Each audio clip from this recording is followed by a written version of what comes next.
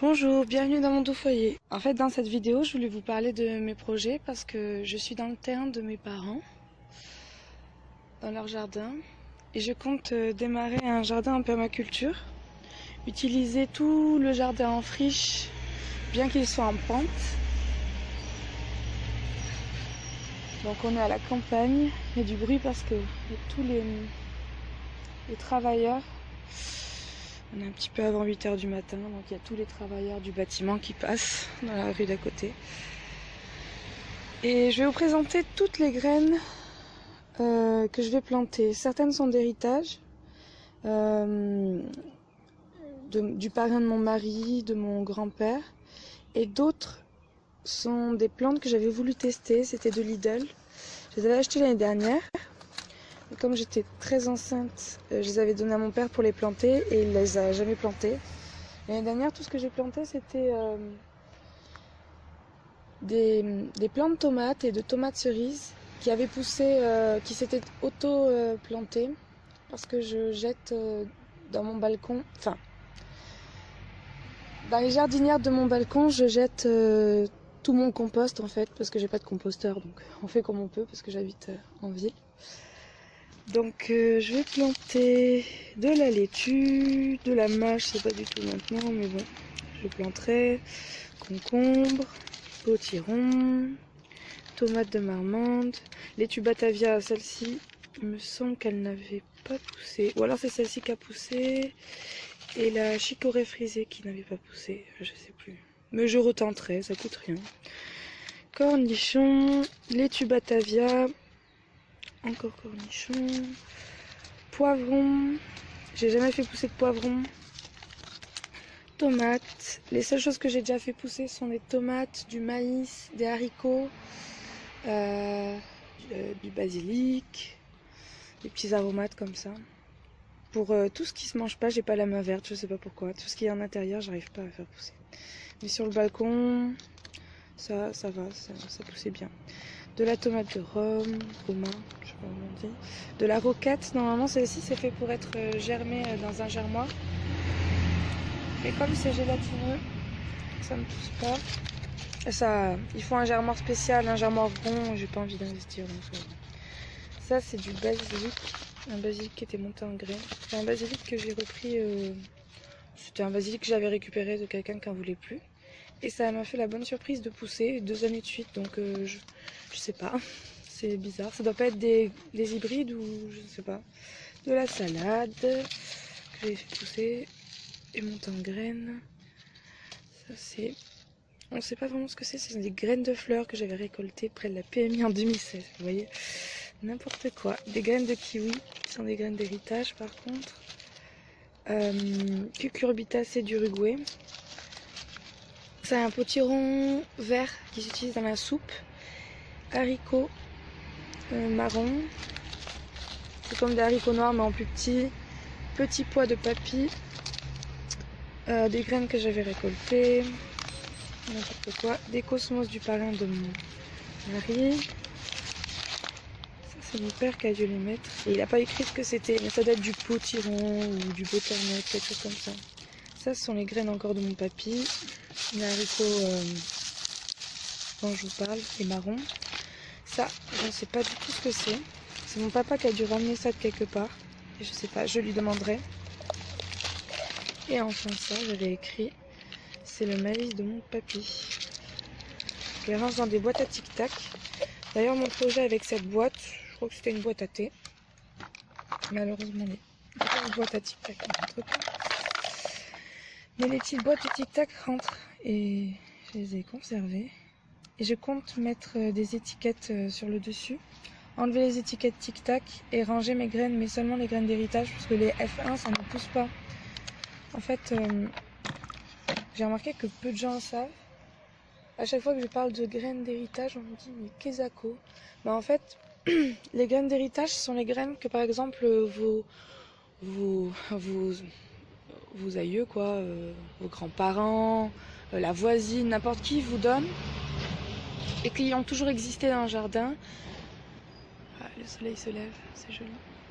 bref, qui ont toujours existé dans le jardin, qui ont toujours été plantés dans votre région, très adaptés, tout ça, et qui se replanteront automatiquement ou que vous pourrez récupérer et replanter.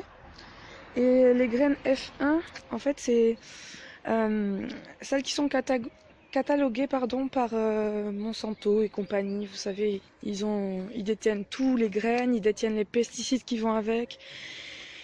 Ils détiennent tout le marché, quoi. Il n'y a pas de secret, y a pas de... Voilà. C'est un cercle, hein, c'est fermé. Et ça leur permet en fait de vous vendre le pesticide et la graine qui poussent ensemble. Donc elles sont transformées pour pouvoir pousser et ne jamais se replanter toutes seules. Donc tous les ans, vous allez à Gamme Vert, vous allez à Lidl, vous allez où vous voulez et vous rachetez la petite graine. C'est un peu idiot parce que jamais les générations précédentes n'ont acheté tous les ans au magasin leur plantation, ça n'existait pas. Il y avait les pépiniéristes et puis les gens. Il y avait les paysans, il y avait les gens qui avaient leur petit jardin ouvrier, il y avait les bonnes sœurs, il y avait tous ces gens-là. Il existe encore des variétés que vous pouvez vous donner de la main à la main. Le problème est de trouver où. Quand vous habitez une région agricole comme la mienne, ça passe. Je suis dans le sud-ouest, donc ça passe. Il y a beaucoup. Mais encore faut-il pouvoir les échanger ou trouver une âme charitable. Donc je vais vous montrer le jardin parce qu'en fait il est tout en pente. Il s'étend jusque tout en haut. On peut même pas voir parce que mon papa avait fait le minimum. Il avait coupé un peu les arbres. Pas trop laissé la broussaille partout, mais il n'a pas planté, il n'a jamais planté, je pense. On a la chance d'avoir un très grand chêne qui est la limite avec les voisins. Là, c'est un petit figuier qui vient de s'auto-planter. Ce chêne est nouveau aussi. Ce chêne, c'est un chêne qui a moins de 10 ans, puisque quand on est arrivé, même moins de 15 ans, puisque quand on est arrivé, il n'était pas là. Plus de 15 ans, pardon, qu'est-ce que je dis? Et le chêne tout en haut, il est au moins centenaire, je dirais. Voilà, donc si ça vous intéresse, vous pouvez me suivre, on va voir tout ce qui se passe en haut. Oh, des oiseaux. Je vais d'abord vous montrer ce qu'il y a déjà d'aménagé dans son jardin. Ici, il y a du thym. Il me semble que c'est 2 sortes de thym. Ici, il y a du romarin qui fleurit à merveille. Alors que nous sommes en février. Je sais pas si ça fleurit en février. Faudrait que je me renseigne. Ici, nous avons de l'oseille. C'est une petite mamie qui nous l'a donné. J'ai bien profité pendant que j'étais enceinte. C'était vraiment mon truc préféré. Ici, c'est de la lavande. Je vais vérifier parce que je ne me rappelle plus. Des plantes, des fleurs. Ça, du chèvrefeuille, à moins que ce soit le jasmin. Je confonds toujours les deux. Bref, des trèfles qui s'auto-plantent. Ça, je sais plus, mais je sais que ça fait un parterre de fleurs. Je sais plus comment ça s'appelle exactement. Des arbres, je connais pas trop. Tout ce qui se mange pas, je connais pas. Là, c'est du laurier, mais c'est pas du... Il me semble que c'est pas du laurier comestible. Si vous savez, dites-le moi. D'ailleurs, mais non, ça se mange pas. Oh, j'ai un doute. Faudrait pas que je m'intoxique, donc on va éviter de dire n'importe quoi. Du thym. Non, du romarin, pardon. N'importe quoi, vu la taille, ça peut être que du romarin. Pourquoi il y a ça là? Bref. Voilà. Pour cette partie. Donc faut pas dire que mes parents n'ont rien fait. Il y a beaucoup de petites plantes qu'ils ont plantées. Petits rosiers, tout ça. C'est très mignon. Mais il n'y a rien à manger. Ils ont plutôt la main verte, c'est joli, mais... Voilà, ça c'est aussi du jasmin, il me semble. Une petite grotte, des bâtons, je sais pas vraiment à quoi ça sert. Vous voyez, là il a planté autre chose. En été, c'est beaucoup plus joli. Ici, malheureusement, je vais pas pouvoir l'utiliser, je pense, puisqu'il veut faire une terrasse. Soit en béton, soit en bois. Je sais pas vraiment ce qu'il veut faire, mais je sais que c'est une terrasse, donc je suis pas censée utiliser... il avait mis des gravats, vous voyez.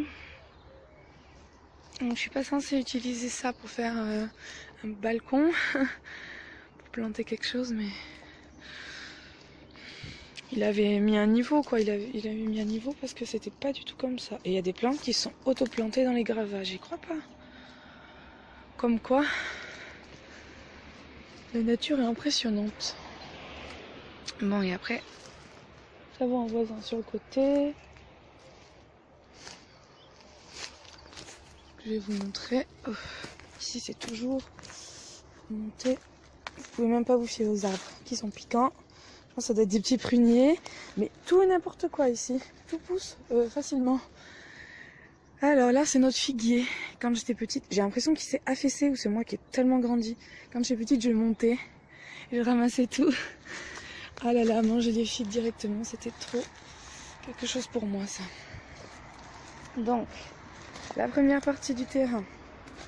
Et ici, vous voyez, c'est vraiment en pente. Wouhou, super, une énorme ronce devant moi. C'était pas l'ailleurs, celle-là. Allez. Bon. On va passer par-dessus. Hop. Et puis c'est tout. Ah, j'étais passée par là, c'est pour ça. Par là, non. Bref. On a un petit terrain qui va jusqu'à l'arbre ici. Après c'est chez mon voisin. Donc on a tout ça. Et c'est très pentu. Je pense qu'on peut en faire quelque chose de pas mal. C'est bien orienté, il y a pas mal de soleil. Puis après... Oh le hou. C'est mignon. Il y a du hou ici. Je me rappelle, quand j'étais petite, il était déjà là. Ah mais il a tellement grandi. Et ici les petits oiseaux. Tout ça. Normalement on peut passer, donc je vais essayer de pouvoir passer, de refaire un chemin. Parce que derrière on a encore du terrain. Tout en pente certes, mais je sais plus, je crois qu'il y a 800 mètres carrés de terrain. Je ne veux pas dire de bêtises. Je redemanderai à mes parents, je vous l'écrirai. Et puis on a tout ça. Jusque... Attendez, je vais vous dire. Si je me trompe pas, c'est jusqu'ici. Jusqu'ici. Oui, c'est ça. Jusqu'ici. Parce qu'après, ce sont les bois. Et ça monte dans les falaises en haut. Donc j'ai tout ce petit terrain. À côté, on a un bois. C'est assez humide, il me semble. Les arbres ont de la mousse. Je sais pas. Quand j'étais petite, j'essayais déjà de planter des choses ici. Ça a toujours été mon truc de planter. Mais comme personne ne voulait les arroser et que la permaculture pour moi c'était pas connu, ben j'ai jamais rien planté de très convaincant. Qu'est-ce que c'est que tout ça? Ouh là là. J'ai du travail de débroussaillage un petit peu quoi. Parce que même en permaculture il faut pouvoir passer. C'est pas moi qui ai mis ces déchets ici. C'est dommage, mais on va se débrouiller pour que ça ressemble à quelque chose. Donc voilà, il faut que je me renseigne quand même sur les délimitations, sinon le voisin risque de pleurer. Oh non, on s'en fiche en fait. Je pense que... Je vais pas trop montrer sa maison, le pauvre. Lui, en tout cas, c'est bien entretenu, c'est bien tondu tous les ans. Il fait son petit balcon aussi, son petit jardin. Il plante des petites tomates. Il a plutôt la main verte en plus. Tiens, tu vas peut-être le voir. Je me rappelle plus ça, mais il me semble que ce sont des fleurs. Si vous savez, vous pouvez me le dire. Mais il me semble que quand j'étais petite, je voyais des fleurs jaunes ici. Ça fait tellement longtemps que... Voilà. Vous voyez ici, il y a une petite marche. C'est pas bien défini, mais je pense qu'on peut faire un parterre sympa. Attendez, ça, c'est pas normal. Pourquoi il y a des médicaments ici? N'importe quoi. Ça, c'est pas... Et puis, sur le côté, je peux pas vous montrer. On a jusqu'aux chênes. Je peux vous montrer à peu près la superficie. Oh mince.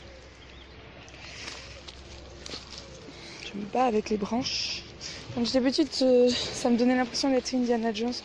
On s'amusait bien, mais bon. C'est toujours aussi casse-tête. Ouhou. Il va falloir que je trouve un moyen de faire des petites marches quand même. Sinon ça risque d'être difficile de monter pour faire du jardin. Donc vous voyez celui-ci en haut, le grand chêne au fond. Le terrain sur le côté s'arrête là. Un rocher sur lequel on s'amusait bien quand on était petite, on faisait de l'escalade. Bon, 2 cactus qui s'autoplantent que mon papa met en pot parce que ça prend beaucoup de place ici, et surtout tous les chats se piquaient dessus. Ici du trèfle qui se autoplante tout seul, une autre variété d'oseille qui s'est fait bien manger. Oh purée, elle n'a pas été... Faudrait que je le ramasse un jour parce qu'elle est vraiment concentrée. Ici on avait planté quelques roquettes et luzerne avec mon fils, mais bon, on est encore en hiver donc ça va pas pousser. Donc c'est des petits parterres aménagés là, je sais pas comment ça s'appelle. Ici c'est globalement la forêt. Ici c'est le poulailler qui sert pas de poulailler, qui sert de, voilà, de cabine de jardinage on va dire. Ça c'est censé être des tuteurs. Oui, le composteur, voilà, rien d'exceptionnel, mais on a un peu de place quand même. Je vais voir ce que je peux faire parce que je voudrais pas me fâcher avec mon papa qui... Ils m'ont donné carte blanche pour faire ce que je veux, mais il me semble qu'il avait recouvert, je sais pas comment ça s'appelle, voilà, de ça. Mais je ne sais pas. Pour éviter que ça pousse, mais visiblement ça a poussé donc il ne faut plus.